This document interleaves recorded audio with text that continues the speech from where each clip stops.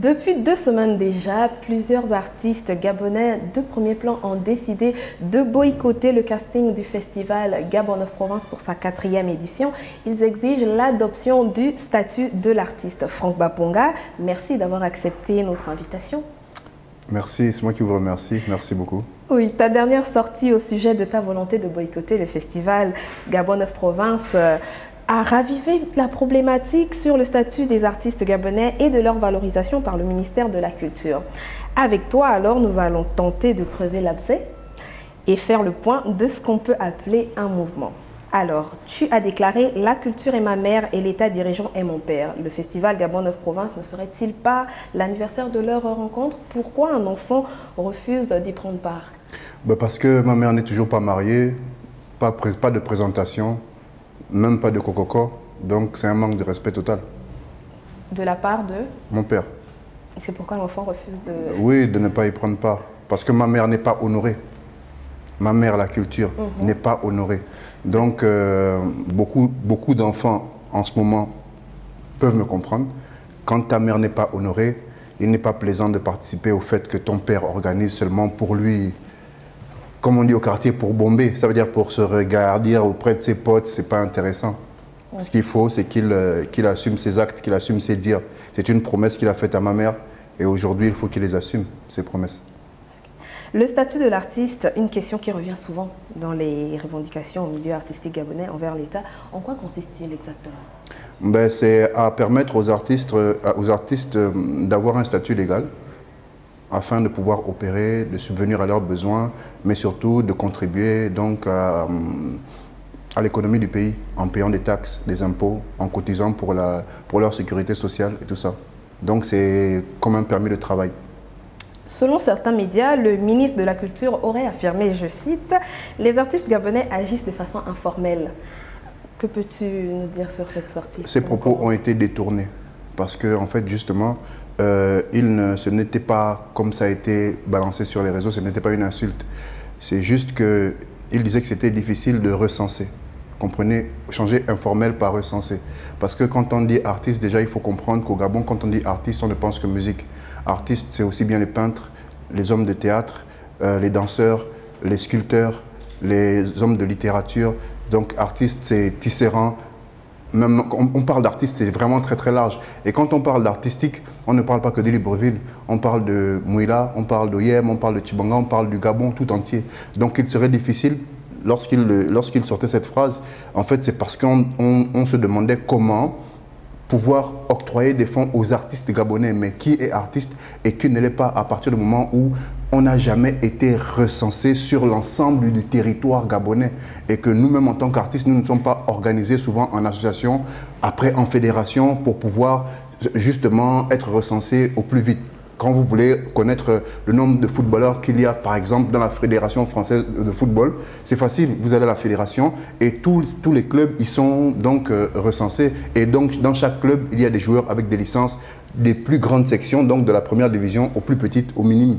Donc, même quand on est minime, à partir de 5 ans, 6 ans, on a quand même une licence qui prouve qu'on est footballeur, même amateur. Donc voilà, c'est un peu la difficulté. Quand il parlait d'informel, il voulait justement répondre à une question, celle de comment faire pour réunir tout ce monde. Encore une fois, artiste, ce n'est pas que de la chanson, et artiste, ce n'est pas que Libreville, c'est le Gabon entier. Au plus fort de la crise de la Covid-19 qui a paralysé le monde artistique gabonais, quel a été l'apport du ministère et des institutions chargées de la culture au Gabon? Le ministère s'est battu comme il a pu pour justement avoir un fonds d'aide. Parce que justement cette phrase est venue parce qu'il cherchait à avoir un fonds d'aide pour aider les artistes. Et c'est la question qu'on lui a posée, justement, c'est la question qui lui a été posée par le gouvernement. Ça veut dire que par les instances un peu au-dessus.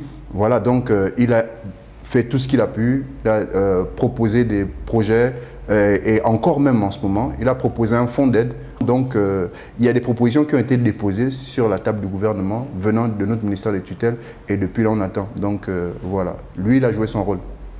En dépit de l'existence du Bugada, donc le Bureau gabonais des droits d'auteur, les artistes gabonais peinent à entrer leurs divers droits.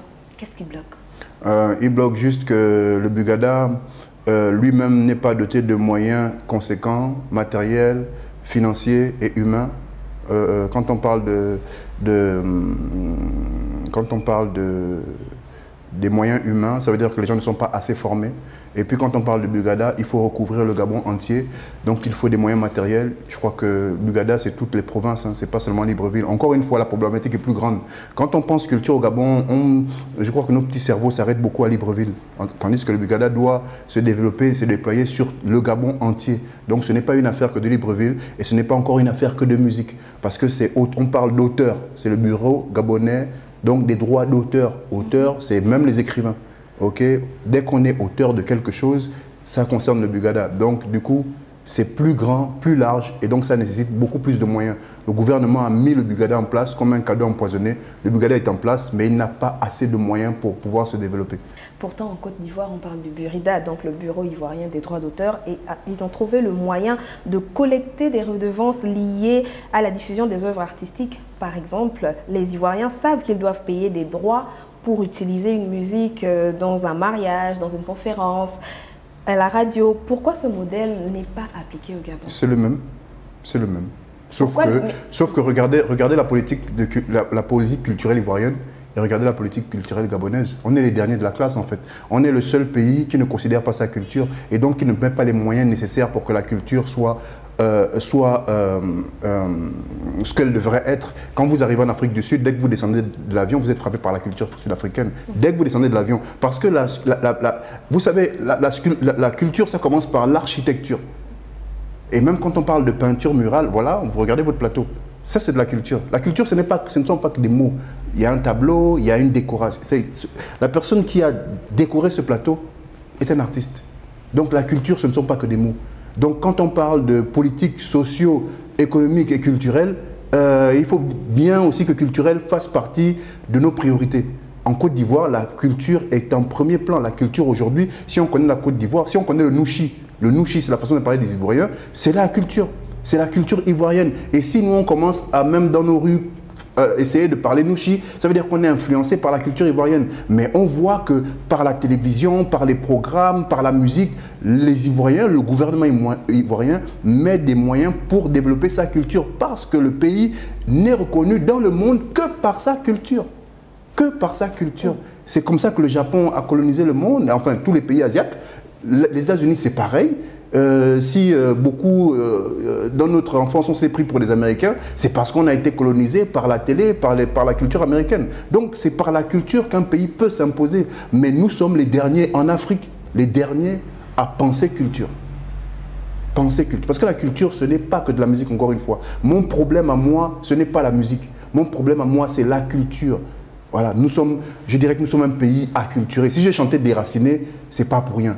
Okay? J'ai chanté Déraciné on était en 2005, 2007, par là, comme l'album Carnivore sort en 2008. Donc Déraciné, ça vient de là. Moi déjà, j'étais déraciné. Et si je suis déraciné à l'époque, c'est bien parce que déjà dans ma maison, voilà, on parle plus que français qu'autre chose. Okay? Donc il y a déjà, même dans nos comportements de tous les jours, il y a un problème. Okay? Maintenant, pour pallier à ce problème, il faudrait que même notre politique culturelle aide à pallier à ce problème. Donc ça vient de tout le monde est responsable. Même maintenant, ceux qui doivent relancer justement ce programme culturel, c'est le gouvernement. Il faut mettre plus de moyens nécessaires pour une plus grande politique culturelle.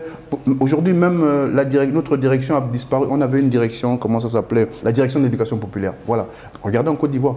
Ouais. Regardez en Côte d'Ivoire. Donc la culture, ce n'est pas seulement la musique. La culture, c'est dès que vous descendez de l'avion, qu'est-ce qui vous frappe en premier? Quand vous allez à Casablanca, qu'est-ce qui vous frappe en premier? Quand vous allez à Rabat, qu'est-ce qui vous frappe en premier? Quand vous allez à Dakar, qu'est-ce qui vous frappe en premier? Avant d'entendre la musique, c'est la culture du pays. Quand vous allez au Ghana, c'est pareil. Et quand vous sortez du Ghana, vous êtes imprégné de la culture ghanéenne. Ben, quand vous venez au Gabon, vous venez regarder quoi? La culture occidentale. C'est dommage, c'est déplorable. Et c'est même honteux. Franck, tu as parlé du gouvernement, oui. Et on va rester dans le cadre musique, l'artiste musicien. Oui. Mais ne penses-tu pas qu'il est temps de vous prendre en charge, donc vous, avec d'autres artistes, vous, donc toi et d'autres artistes, de créer votre propre société des droits d'auteur à l'image de la SACEM en France? Hein? Tu vois l'image de la SACEM? C'est pas un artiste qui a créé la SACEM en fait. Ce qu'il faut, c'est que les artistes arrivent à prouver aux gens que c'est rentable. Ça, c'est notre responsabilité. Ça veut dire que ce n'est pas toujours au gouvernement de créer les salles de spectacle. Parce qu'en France, plus de 70% du business culturel est privé. Okay? On a vu au Gabon comment les salles de mariage ont poussé. Il y a une salle de mariage aujourd'hui dans presque chaque quartier. Ce n'est pas le gouvernement qui a posé les salles de mariage aussi grandes les unes que les autres. Ce n'est pas le gouvernement qui a fait ça. Mais pourquoi c'est fait? Parce que c'est rentable. Donc il faudrait que nous, les artistes, on devienne un peu plus sérieux et qu'on arrive à montrer à des investisseurs privés qu'investir dans une salle de spectacle, qu'investir dans un bureau gabonais de droit d'auteur, c'est possible. Même aider le ministère de la Culture, parce que chez les autres, le ministère de la Culture travaille avec le privé aussi. Donc ce n'est pas attendre que le gouvernement. En fait, c'est pour ça même, je pense qu'on est maltraité. C'est parce qu'on ne pense pas à travailler avec le privé. Si le jour qu'on commencera à vraiment travailler ce public privé, on aura moins de problèmes, parce qu'on aura au moins gagné au change. Mais ici, il faut d'abord que les artistes se prennent au sérieux et qu'on arrive à montrer au privé qu'on peut être très rentable. Et c'est possible. Maintenant, ça demande plus de discipline, plus d'organisation, plus de structuration. On va dire que tu fais partie de ces artistes-là qui veulent que la culture change. Et par la même occasion, tu es le porte-étendard de ce mouvement de boycott, on le rappelle, qui commence à faire des remous. Pourtant, tu as dit, je cite, « Je ne demande à personne de me suivre dans cette décision ». Le penses-tu vraiment? Dans le milieu artistique, l'union ne fait-elle pas la force? Oui, non, mais parce que on ne prend pas une décision juste pour accompagner ou pour suivre quelqu'un. Moi, j'ai pris ma décision et j'ai une raison. Et voilà, j'ai pris un peu tout le monde à défaut. Je vais étonner tout le monde, mais moi, je ne boycotte pas le Gabon 9 Provinces. L'année dernière, je n'y étais pas.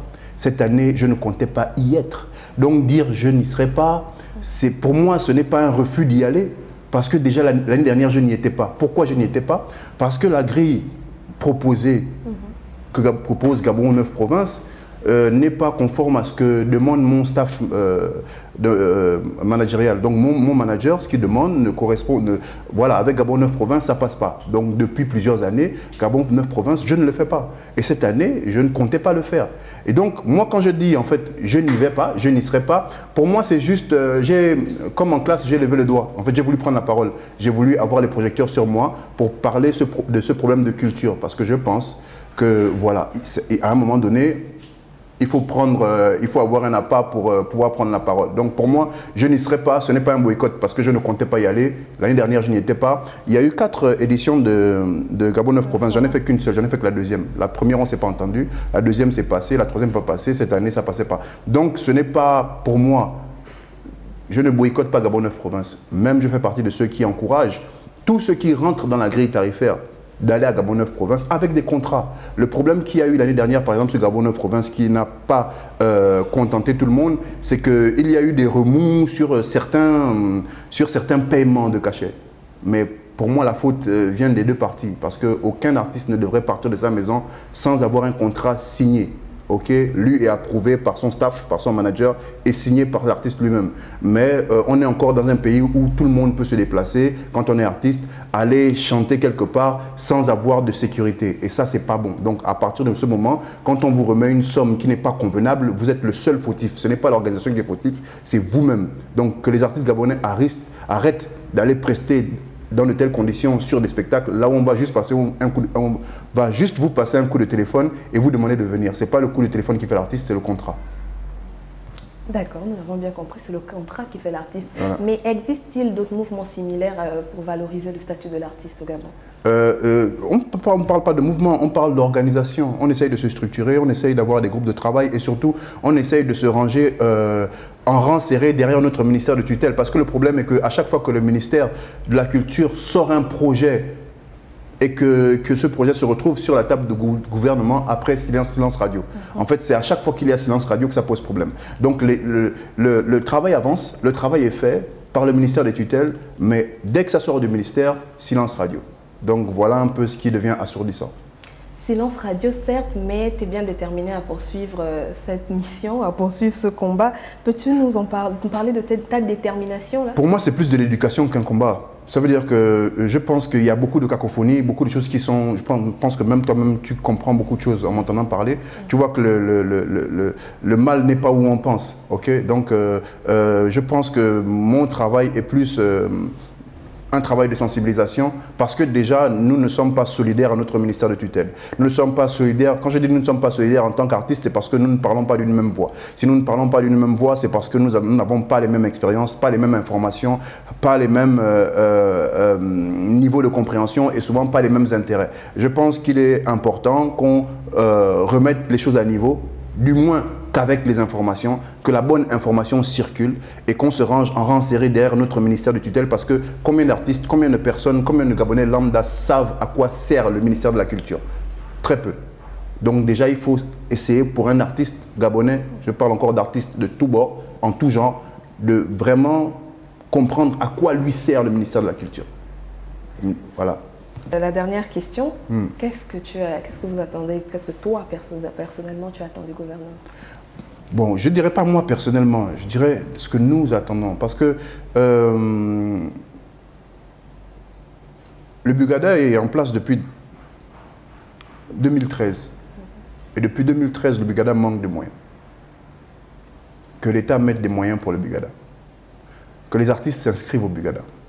Parce que même si l'État met des moyens, s'il n'y a pas d'artistes inscrits, voilà, ça ne va pas marcher. Donc que les artistes s'inscrivent au Bugada. Et au moins, si les artistes sont inscrits au Bugada, c'est encore une raison de pouvoir facilement recenser les artistes qui sont les auteurs, au moins les auteurs inscrits au Bugada. Que les artistes s'organisent en association, puis en fédération, et on espère un jour avoir une confédération, donc une réunion des fédérations, puis des associations. Donc quelque chose de plus structuré, comme une espèce de pyramide, qui nous permettrait plus vite d'identifier chacun dans sa branche et tout ça. Qu'est-ce qu'on attend du gouvernement? On attend que le gouvernement prenne des choses qui sortent du ministère de la Culture plus au sérieux, qu'il soit plus à même de traiter nos problèmes, parce que la culture, c'est le Gabon. Un peuple sans culture est un peuple qui est voué à la disparition. Donc c'est un problème sérieux. On ne peut pas être un pays qui a adopté plusieurs lois. On a l'UNESCO avec nous, on a l'OIF avec nous. Donc c'est pas possible de se comporter comme, je dirais comme des hors-la-loi et d'accepter de continuer de traiter des hommes de culture comme ça se fait aujourd'hui. Donc on attend que le gouvernement prenne à bras le corps le problème du statut de l'artiste. Ça fait plus d'1 an et demi qu'on attend une commission mixte paritaire. Ça veut dire que le texte qui est sorti de l'Assemblée, qui est parti au Sénat, qui a été juste un peu modifié, et donc c'est cette petite modification qui fait que jusqu'à aujourd'hui, ça fait plus d'1 an et demi, le texte n'avance pas, ben, qu'ils se réunissent en commission mixte paritaire, 5 de l'Assemblée, 5 du Sénat, et qu'ils décident, qu'ils nous fassent sortir le texte. Parce que ce qu'on demande, ce n'est pas des sous. Je vois aussi sur les réseaux, tout le monde s'enflamme sur les sous, sur les sous, sur les sous. Les artistes ont commencé à vivre de leur art. Okay? C'est possible au Gabon. Les artistes ont commencé à vivre de ce qu'ils font. La preuve, Omar Defunzo Ngenge va bientôt ouvrir son école d'humour. C'est la première en Afrique, francophone du moins. Je n'ai pas vérifié en Afrique anglophone, mais c'est la première école d'humour. C'est un artiste gabonais qui vit de son art. Moi, c'est pareil. Donc, on commence à avoir des artistes qui vivent de ce qu'ils font. Donc, ce n'est pas l'argent le problème. Le problème, c'est autrui. Le problème, c'est les autres. Le problème, ce sont les générations futures.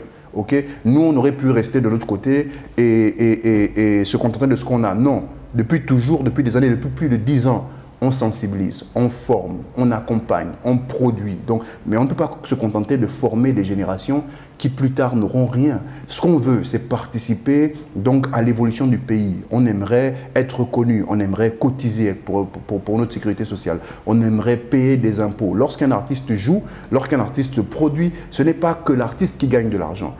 Quand un artiste, on va prendre l'exemple de l'artiste musicien que je suis. Quand je vais en studio, je paye le studio. Ça fait vivre le studio parce que le studio paye un loyer. Okay? Quand je vais sortir du studio avec un album, je vais aller chez un éditeur. Je vais payer cet éditeur. Cet éditeur va payer du pressage CD. C'est une autre entreprise créative qui va sortir des CD. Je vais faire un shoot photo, je vais payer de l'argent à mon photographe, okay, qui va me faire plusieurs shoots photos que je devrais choisir. Donc en fait, vous comprenez que c'est une chaîne de paiement. Donc l'artiste, ce n'est pas seulement celui qu'on voit sur scène, l'artiste musicien du moins, ce n'est pas seulement celui qu'on voit sur scène. Mais pour faire un album, il y a vraiment une chaîne. Donc que toute cette chaîne, okay, puisse avoir le droit d'exercer légalement et payer des taxes. Toutes ces taxes iront au trésor. Et c'est bon pour le Gabon. Donc, on discute de quoi? On ne discute pas d'argent, on discute de citoyenneté. On discute de citoyenneté. Ce fut un plaisir de t'avoir avec nous. Ah, merci, merci, c'est la maison. C'est Média 241 et voilà, c'est Lady Tribe. Hein? Un mot de fin? Le prochain Chap Chap, c'est quand? Le prochain chap... On fera un chap 2 pour Ponga. Yes, I. Merci Franck, encore une fois. Cool. Ce fut un plaisir, comme tu dis, c'est la maison. Ouais, c'est la maison. C'est un plaisir de t'avoir reçu sur le plateau de Lady Tribe. Donc on se retrouve très prochainement. Portez-vous bien et bon week-end.